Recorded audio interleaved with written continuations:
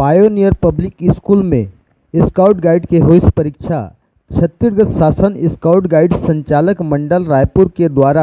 आयोजित scout guide परीक्षा में बोनस अंक पाए के चाहत में छत्तीसगढ़ राज्य के रायगढ़ जिला और बिलासपुर, जांजगीर, रायपुर, कोरबा, कोरिया, मुंगेली, बलौदाबाजार सहित 18 जिला के ब्लॉक शहर मुख्यालय के स्काउट गाइड मन रायगढ़ जिला के पायोनियर पब्लिक स्कूल में परीक्षा दे बर पहुंचिन, जहां 3 दिवसीय परीक्षा महाकुंभ के आयोजन में 14 सेक्टर प्रभारी और 304 स्काउट विद्यार्थी मन रायपुर संचालक मंडल